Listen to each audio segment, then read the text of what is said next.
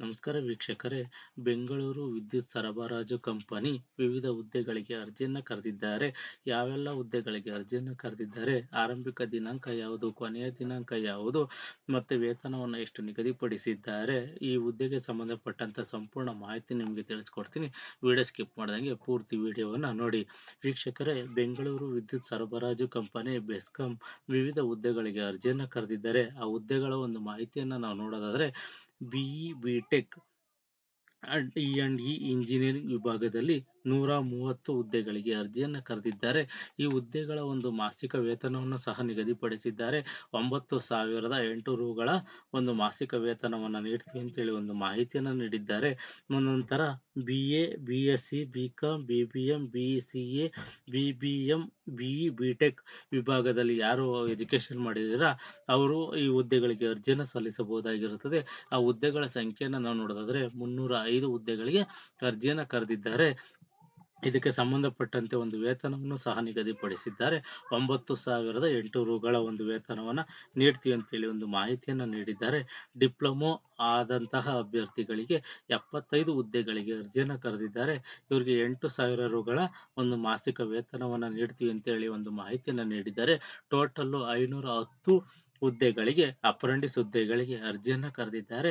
ಯಾರೆಲ್ಲ ಈ ಎಜುಕೇಶನ್ ಆಗಿರ್ತಾರೆ ಅವೆಲ್ಲ ಅಭ್ಯರ್ಥಿಗಳು ಈ ಹುದ್ದೆಗಳಿಗೆ ಅರ್ಜಿಯನ್ನು ಸಲ್ಲಿಸಬಹುದಾಗಿರುತ್ತದೆ.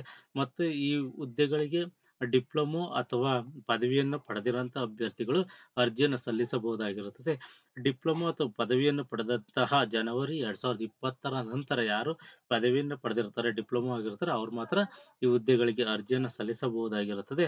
ಮತ್ತು ಇದರಲ್ಲಿ ನಿಮಗೆ ಕನಿಷ್ಠ ದೈಹಿಕ ಗುಣಮಟ್ಟ ಒಂದು ಸರ್ಟಿಫಿಕೇಟ್ ಸಹ ನೀವು ಇದರಲ್ಲಿ ಪಡ್ಕೋಬೇಕಾಗಿರುತ್ತದೆ. ಮತ್ತು 1 ವರ್ಷದ ಅವಧಿಗೆ ಈ ಹುದ್ದೆಗಳಿಂದ ಅಪ್ರೆಂಟಿಸ್ ಹುದ್ದೆಗಳಾಗಿರೋದ್ರಿಂದ ಇದು 1 ವರ್ಷದ ಅವಧಿಗೆ ಮಾತ್ರ ಸೀಮಿತವಾಗಿರುತ್ತದೆ ಅಂತೇಳಿ ಒಂದು ಮಾಹಿತಿಯನ್ನು ನೀಡಿದ್ದಾರೆ. ಇದನ್ನ ಆಯ್ಕೆಯ ವಿಧಾನವನ್ನು ನಾವು ನೋಡೋದಾದ್ರೆ, ಈ ಆಯ್ಕೆಯನ್ನ ನೀವು ಯಾರು ಈ ಅಪ್ಲಿಕೇಶನ್ ಹಾಕಿರ್ತೀರಾ ಅವ್ರದ್ದೆಲ್ಲ ಶಾರ್ಟ್ ಲಿಸ್ಟ್ ಅನ್ನ ಮಾಡ್ತಾರೆ. ಆ ಶಾರ್ಟ್ ಲಿಸ್ಟ್ ಅಲ್ಲಿ ಆಯ್ಕೆಯಾದಂತಹ ಅಭ್ಯರ್ಥಿಗಳಿಗೆ ಒಂದು ಮೇಲ್ ಏನ್ ಕಳಿಸಿರ್ತಾರೆ, ಅವರು ಅಧಿಕೃತವಾಗಿ ಮೇಲ್ ಐಡಿ ಕೊಟ್ಟಿರ್ತಾರಲ್ಲ, ಆ ಮೇಲ್ಗೆ ಒಂದು ರಿಪ್ಲೈ ಮೇಲ್ ಮಾಡ್ತಾರೆ. ಅದರಲ್ಲಿ ಯಾರು ಮೇಲ್ ಬಂದಿರುತ್ತೆ ಅವರು ಯಾವ ದಿನಾಂಕವನ್ನು ನಿಗದಿಪಡಿಸಿರ್ತಾರೋ ಆ ದಿನಾಂಕದಂದು ಉಪ ಪ್ರಧಾನ ವ್ಯವಸ್ಥಾಪಕರವರ ಕಚೇರಿ, ಮಾನವ ಸಂಪನ್ಮೂಲ ಅಭಿವೃದ್ಧಿ ಕೇಂದ್ರ, ಬೇವಿಕಂ ಟ್ರೀ ಪಾರ್ಕ್ ಎದುರು, BGS ವರ್ಲ್ಡ್ ಸ್ಕೂಲ್ ಹಿಂಭಾಗ, BM ರಸ್ತೆ, ರಾಮನಗರ 562159 ಈ ಅಡ್ರೆಸ್ಗೆ ಹೋಗಿ ನೀವು ದಾಖಲೆಗಳನ್ನ ಪರಿಶೀಲನೆಗೆ ನೀವು ಅಲ್ಲಿಗೆ ಹೋಗ್ಬೇಕಾಗಿರುತ್ತದೆ. ಅಲ್ಲಿ ಪರಿಶೀಲನೆ ಆದ್ಮೇಲೆ ಆಯ್ಕೆಯಾಗಿ ನಿಮ್ಮನ್ನ ಹುದ್ದೆಗಳಿಗೆ ಆಯ್ಕೆ ಮಾಡ್ಕೊತಾರೆ. ಈ ಹುದ್ದೆಗಳ ಆರಂಭಿಕ ದಿನಾಂಕವನ್ನು ನಾವು ನೋಡೋದಾದ್ರೆ 1/2/2025 ಆರಂಭಿಕ ದಿನಾಂಕವಾಗಿರುತ್ತದೆ. ಕೊನೆಯ ದಿನಾಂಕವನ್ನು ನಾವು ನೋಡೋದಾದ್ರೆ 20/2/2025.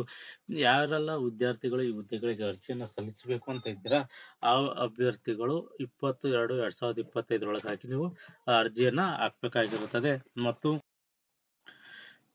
1/3/2025 ಶಾರ್ಟ್ ಲಿಸ್ಟ್ ಮಾಡಿರ್ತಾರೆ, ಅದನ್ನ ಅನೌನ್ಸ್ ಮಾಡ್ತೀವಿ ಅಂತೇಳಿ ಒಂದು ಮಾಹಿತಿಯನ್ನ ನೀಡಿದ್ದಾರೆ. ಮತ್ತು ಶಾರ್ಟ್ ಲಿಸ್ಟ್ ಅಲ್ಲಿ ಯಾರನ್ನ ಅನೌನ್ಸ್ ಮಾಡ್ತಾರೆ ಅವರ ದಾಖಲೆ ಪರಿಶೀಲನೆಗೆ 10/3/2025 12/3/2025 ದಾಖಲೆಗಳ ಪರಿಶೀಲನೆಗೆ ಒಂದು ದಿನಾಂಕವನ್ನು ನಿಗದಿಪಡಿಸಿದ್ದಾರೆ. ಮಾನವ ಸಂಪನ್ಮೂಲ ಅಭಿವೃದ್ಧಿ ಕೇಂದ್ರ, ಬೇವಿಕಂ ಟ್ರೀ ಪಾರ್ಕ್ ಎದುರು, BGS ವರ್ಲ್ಡ್ ಸ್ಕೂಲ್ ಹಿಂಭಾಗ, BM ರಸ್ತೆ, ರಾಮನಗರ 562159 ಈ ಒಂದು ಪ್ಲೇಸ್ ಅಲ್ಲಿ ಒಂದು ದಾಖಲೆಗಳನ್ನ ಪರಿಶೀಲನೆ ಮಾಡ್ತೀವಿ ಅಂತ ಹೇಳಿ ಒಂದು ಮಾಹಿತಿಯನ್ನ ನೀಡಿದ್ದಾರೆ. ನೀವು ಈ ಹುದ್ದೆಗೆ ಸಂಬಂಧಪಟ್ಟಂತೆ ಹೆಚ್ಚಿನ ಮಾಹಿತಿಯನ್ನ ಪಡ್ಕೋಬೇಕು ಅಂತಂದ್ರೆ, ಇನ್ನು ಹೆಚ್ಚಿನ ಮಾಹಿತಿಗಾಗಿ ನೀವು ಈ ಅಧಿಕೃತ ವೆಬ್ಸೈಟ್ ಆದ https://nats.gov.in/index.php ಈ ವೆಬ್ಸೈಟ್ಗೆ ಹೋಗಿ ನೀವು ಹೆಚ್ಚಿನ ಮಾಹಿತಿಯನ್ನು ಸಹ ನೀವು ಪಡ್ಕೋಬಹುದಾಗಿರುತ್ತದೆ. ಮತ್ತೆ ಈ ಹುದ್ದೆಗೆ ಸಂಬಂಧಪಟ್ಟಂತೆ ನಿಮ್ಗೆ ಏನಾರ ದೂರುಗಳಿದ್ರೆ ಅಥವಾ ಏನಾರ ಅನುಮಾನಗಳಿದ್ರೆ ಒಂದು ಕಾಲ್ ಮಾಡಿ ನಿಮ್ಮ ಸಮಸ್ಯೆಗಳನ್ನ ಬಗೆಹರಿಸ್ಕೋಬಹುದಾಗಿರುತ್ತದೆ. ಒಂದು ದೂರವಾಣಿ ಹೆಲ್ಪ್ಲೈನ್ ನಂಬರ್ ಸಹ ಒಂದು ನೀಡಿದ್ದಾರೆ. 04422542235 ಮತ್ತೆ 08022356756 ಈ ನಂಬರ್ಗೆ ಕಾಲ್ ಮಾಡಿ ಸಹ ನೀವು ಹೆಚ್ಚಿನ ಮಾಹಿತಿಯನ್ನು ಪಡ್ಕೋಬಹುದಾಗಿರುತ್ತದೆ. ಮತ್ತೆ ನೀವು ಮೇಲ್ ಮುಖಾಂತರನೂ ಸಹ ಒಂದು ಮಾಹಿತಿಯನ್ನು ಪಡ್ಕೋಬಹುದಾಗಿರುತ್ತದೆ.